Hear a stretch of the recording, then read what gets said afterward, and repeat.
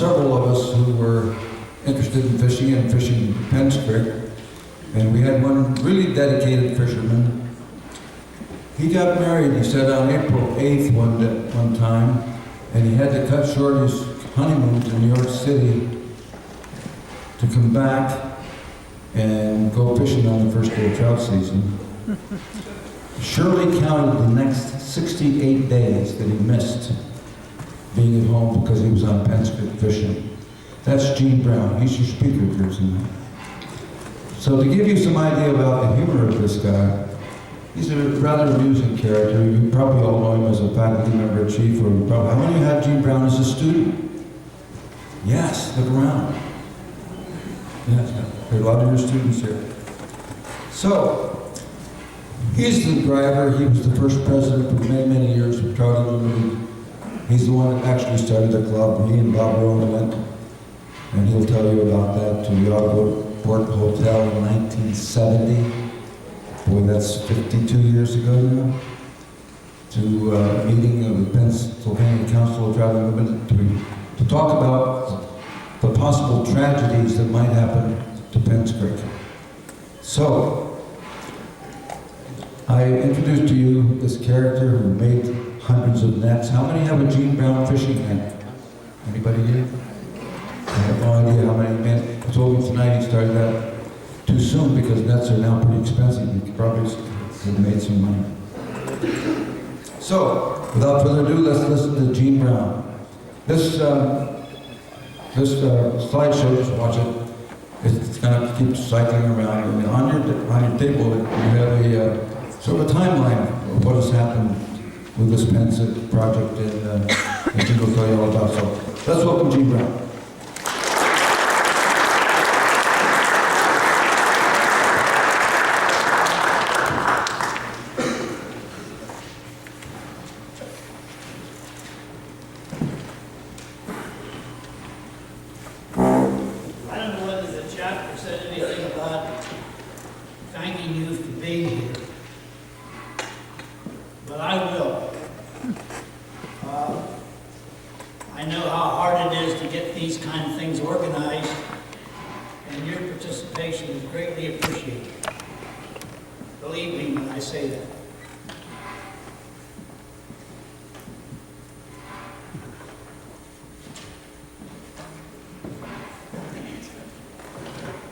This talk of mine will challenge my ability to think and remember. So you might call it an Alzheimer's test. If I can get through this, I'll be lucky.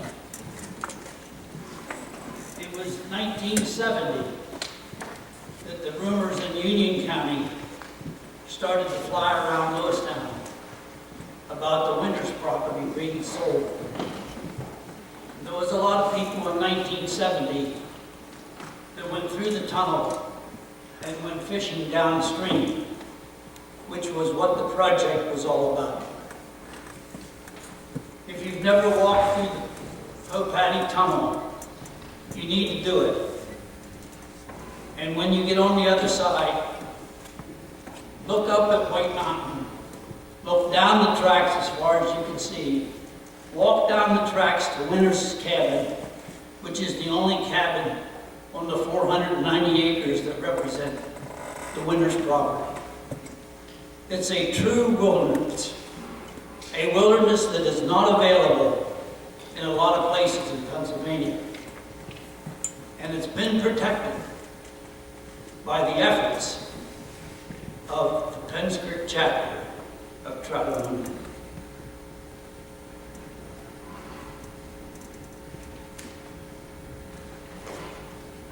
The fly stretch on Penns Creek at the time stretched from where the cable is at the top of Broadwater down 3 miles to Winters' cabin. It was under the close scrutiny of the Pennsylvania Fish Commission. It was stocked by fingerlings on certain years, legal-sized fish on certain years. They really didn't know what to do with it.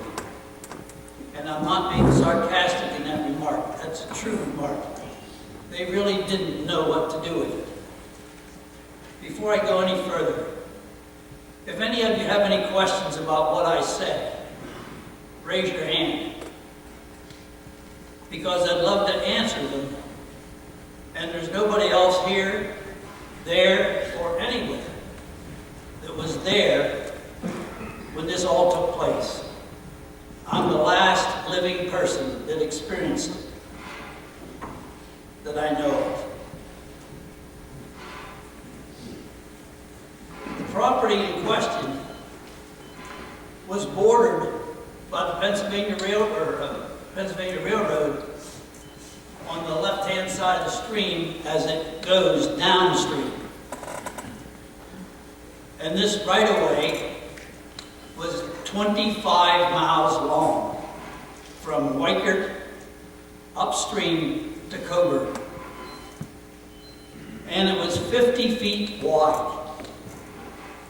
And when people saw this area, they wondered to themselves and out loud, wouldn't it be nice to have a nice little cabin over here?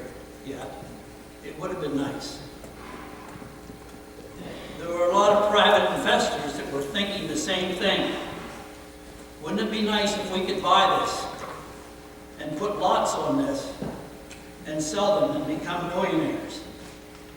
Yeah, it would have been nice. Nice for them, but not for you.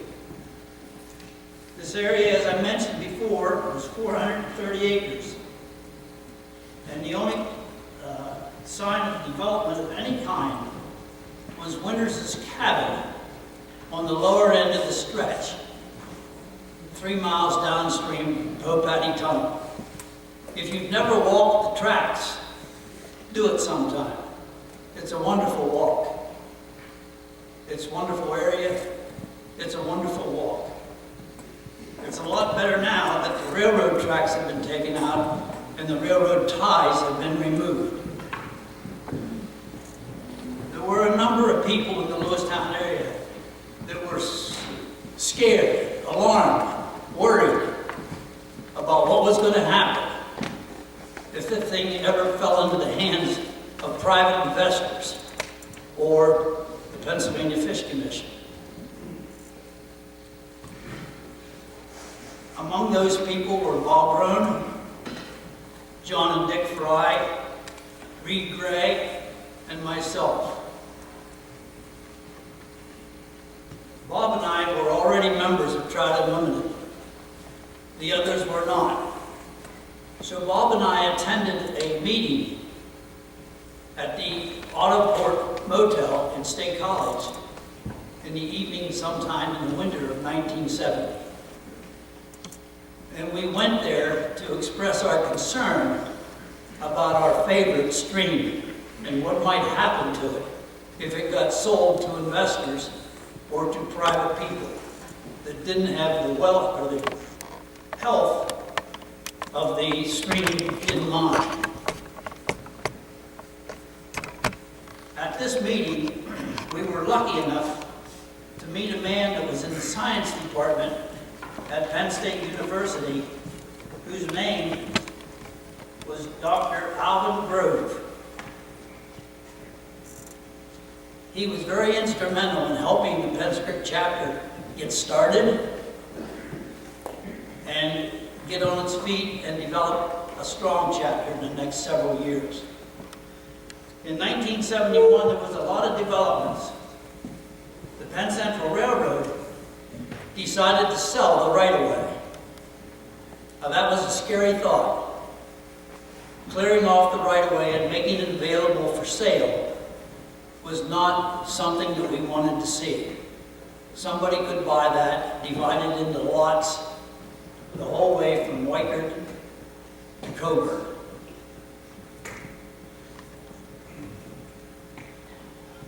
The right-of-way for the railroad actually sold later that same year. It was bought by the Nature Conservancy, and it sold for $10,500. 25 miles paralleling Penns Creek. $10,500.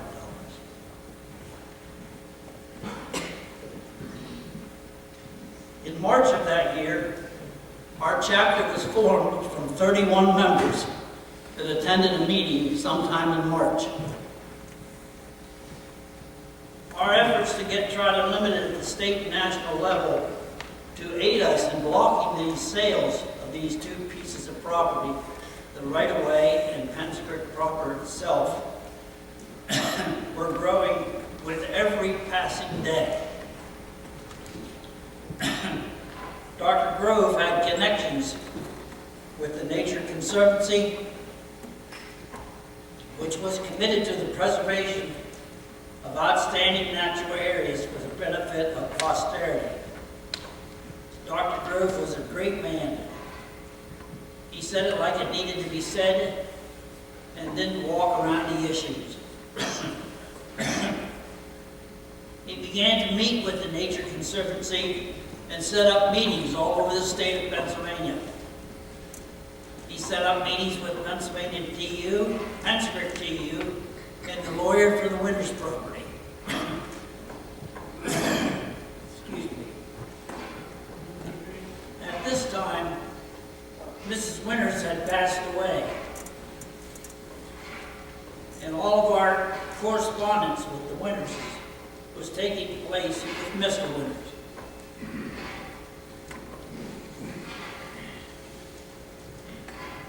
TU was taking the approach that the railroad bed would be an excellent addition to the already existing Mid-State Trail. Logically, that was the thing to do. Buy the right-of-way to the railroad and add it on to the Mid-State Trail. Eventually, some of that did happen. We were notified January 10th that the Nature Conservancy, through the efforts of Dr. Bus Grove, had purchased the railroad right-of-way. The property was immediately deeded over to DER with the restriction that no snowmobiles or motorized vehicles be permitted on the right-of-way. Now, I, like many of you, probably have read in the papers about the snowmobile issue in the winter on the right-of-way. It's not allowed, it never will be allowed, and it shouldn't be allowed. I don't care whether you own 15 snowmobiles, that's just the way it's going to be. Everybody has to learn that in order to keep nature in our lives, we have to protect it, sometimes with difficult decisions.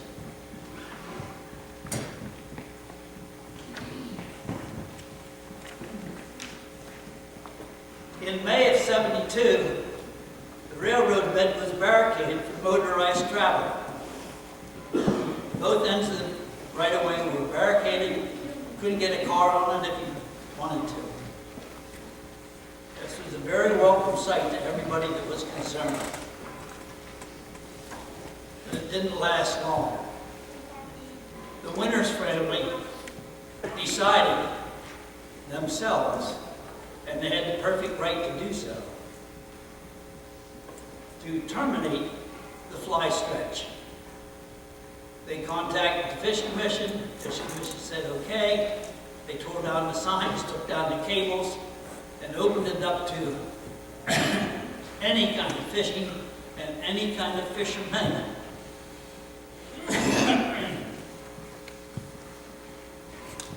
When you walk by the Topati Tunnel then, all you could see was cars parked all over the right-of-way. You've heard of double parking? Well, these were triple and double and quadruple parking. These guys just pulled in there and parked wherever they wanted to park. On the right-of-way, off the right-of-way, down at the creek bank, everywhere.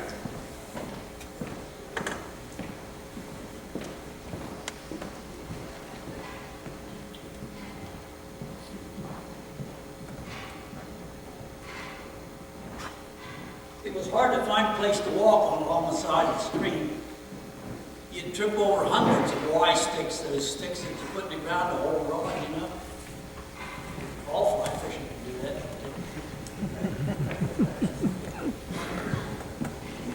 It was very depressing. Garbage, fires, everything you'd expect to see in a situation that was uncontrolled. Many organizations and individuals wanted special regulations put in place so that there was more emphasis on fishing for sport and a reduction in the killing of fish. And it was at this time that TU created the slogan, "Limit your kill, don't kill your limit."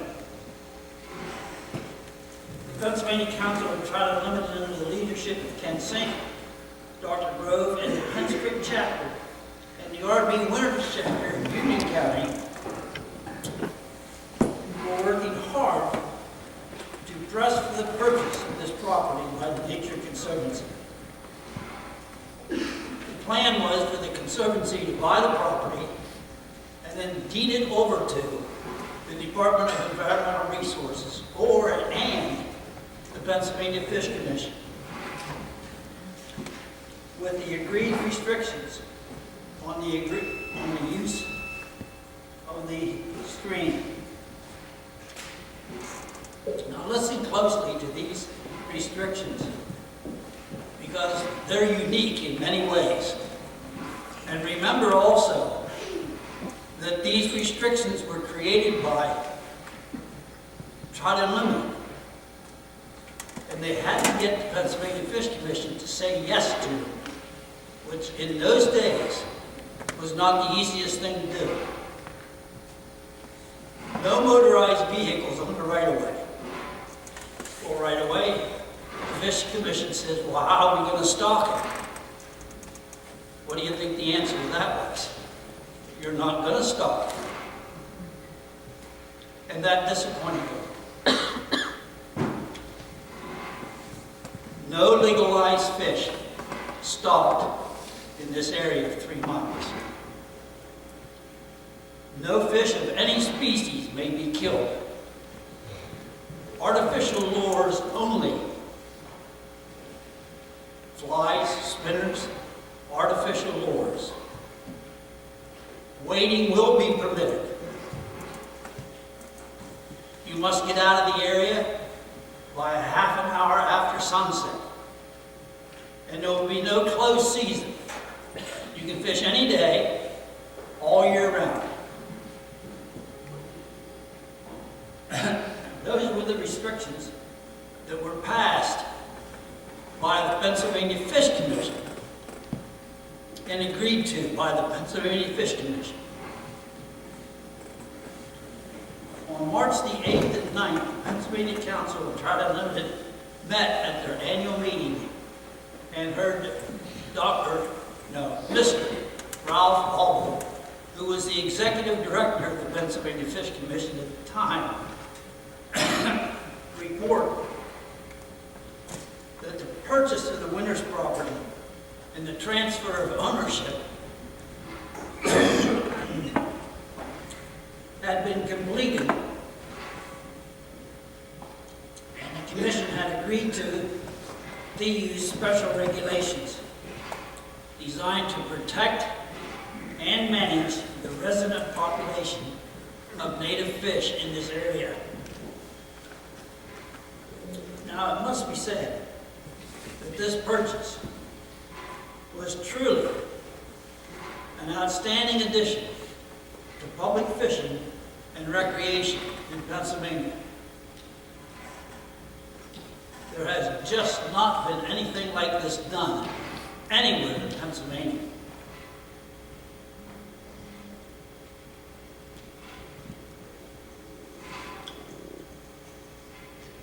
Look no further than this purchase for the reason that you are a TU member. It's the only thing you need to think about.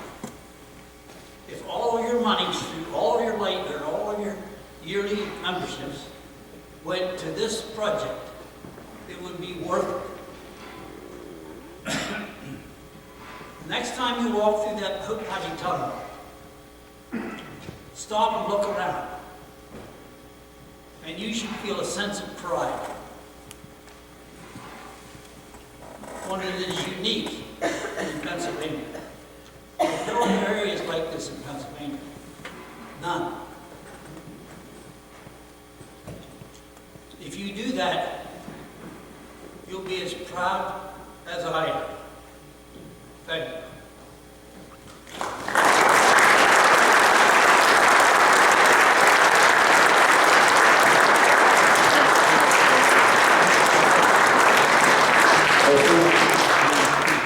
I assume that everybody here has some questions, so let's have some questions for Brett.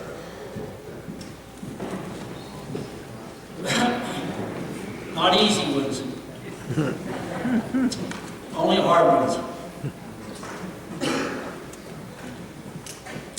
I meant what I said a while ago when I said you'll never get a chance to ask anybody else that was there the question that you might have, or the wonderment that you do have. I have searched my mind many times over, tried to reminisce of all the meetings I was at, all the gatherings that I was at, and I can't think of one living soul that was there other than me. And I'm not too proud of that either. Yeah. Do you think that sets a precedent for the Game Commission for other areas? Do I think what? Do you think that sets a precedent for the Fish Commission to accept those kind of conditions for other properties? Well, I don't know what they're like today. I better explain something to you. Mr. Ken Zink, who was the president of the Pennsylvania Council of Trout Unlimited, and Mr. Ralph Auble, who was the executive director of the Fish Commission. Now remember, here's T.U., Ken Zink, over here's Ralph Auble, Pennsylvania Fish Commission. They were best friends. So being able to negotiate with those two about anything was easy to do. You put the two of them in a room and they'll come out with a decision. Whether or not that'll happen today, I have no idea. No idea. But they were both great guys. Whether it could happen again, I would hope. But I don't know.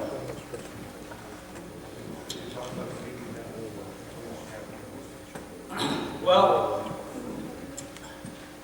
after we got notified about being acceptable, these restrictions being acceptable to the Fish Commission decided to have a meeting at Winters' camp. And the obvious people were there. There was only one person there that didn't belong there, and that was me. I don't know why I was there. But I do know why I was there. Because Ken Zink became a close personal friend, and so did Ralph Auble. They wanted me there because they wanted me to take them fishing. And I did. But it was a unique fishing day, I'll tell you. They were not your, I don't know. I'll just let it go at that.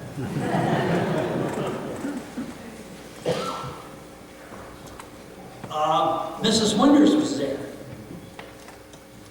And several other people from Union County were there. I was the only one from Pennscript that was there. And we did go fishing. And there was progress made in making some of the decisions that at the time they wanted to make, but they weren't difficult decisions.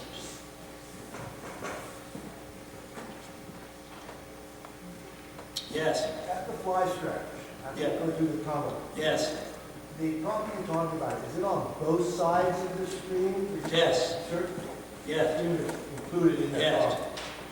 Now, when you get down over that slope walk, going back the same direction the tunnel was when you came out, Yeah. you're walking away from the fly stretch. If you go up there far enough, there's a cable that goes across the stream called the cable hole.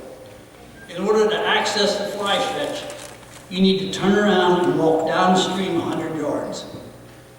Then there was another cable that went across there that held the sign that indicated the beginning of the fly stretch.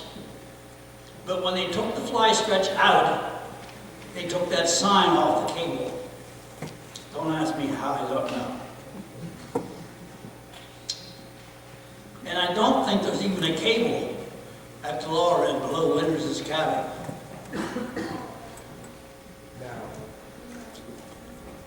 There were constant fights all the time about putting fish in the stream. The Fish Commission did one time drive a truck, a stock truck, up the railroad bed, the whole way up to the tunnel, turn around and come down and put fish in the stream. Nobody knew it was going to happen, but somebody found out about it, raided all kind of H-E-double-L toothpick, and the Fish Commission got in a little hot water because they exceeded their authority, and it was just left go. But that's the only real issue we ever had.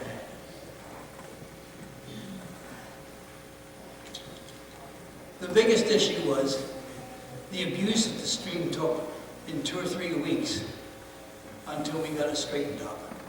I mean, you just wouldn't believe the garbage that had accumulated down in that section of water.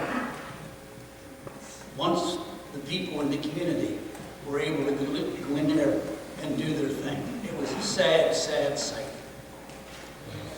People floated in there with their canoes, pitched tents, stayed all night, might have stayed a week for all I know. Are there any other questions? When did the last train roll through there? The last train in 1969. It should be on that piece of paper that's written and typed up on your plate, and there's also some red letters on it. By the way, RB did, this guy over here, he did all that research for your benefit.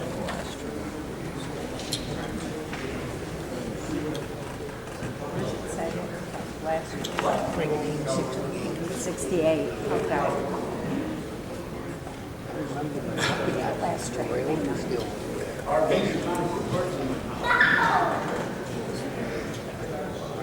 Our chapter, the Pennscript chapter, in 1973, was awarded the Golden Trout Award for their outstanding